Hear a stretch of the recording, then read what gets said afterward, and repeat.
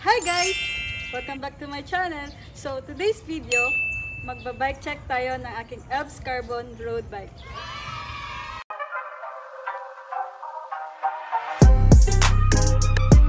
Good morning!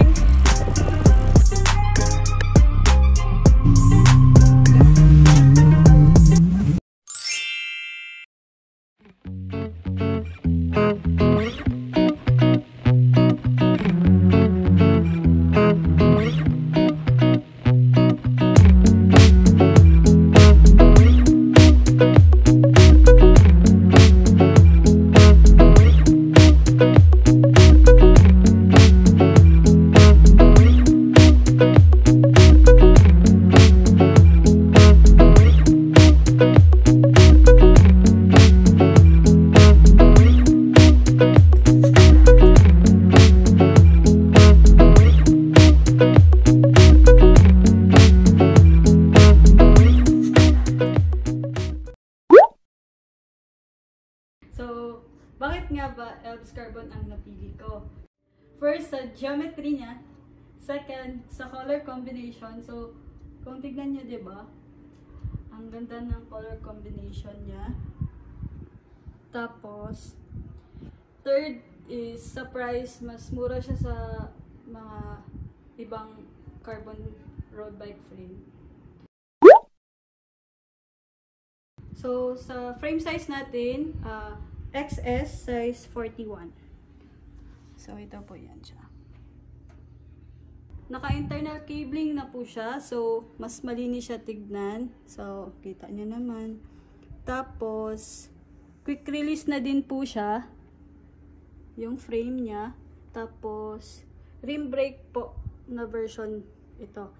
So, sa Elbs Avari, meron pong rim version at saka merong disc version. So, punta lang po kayo sa website nila, makapili kayo doon. At saka yung color combination, lahat-lahat po. Sa build na ginamit ko, sa group set, ang ginamit ko is Shimano 105. So, ito po yun.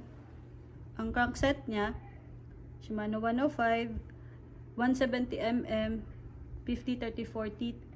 Tapos, sa RD, Shimano 105 din. Cogs, Shimano 105, chain, Shimano 105, at saka FD. Lahat po yan, Shimano 105. So, sa STI niya, Shimano 105, tapos sa brake set, Shimano 105 din. Sa drop bar natin, Shimano Pro Discovery. So, ito, nirecommend lang din po ito ng mechanic ko.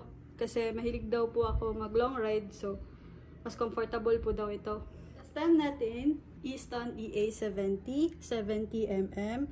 Tapos, sa bar tape natin, fabric silicone po.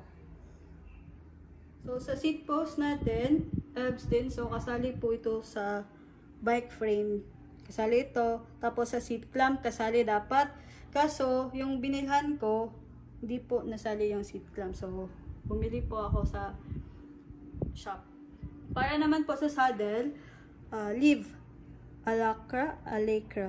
Comment nyo na lang po below kung anong tamang pronunciation po nito. So, sa battle cage natin, Elite, yung brand niya, Vico Carbon. Sa pedal natin, Look Kyo 2 Max.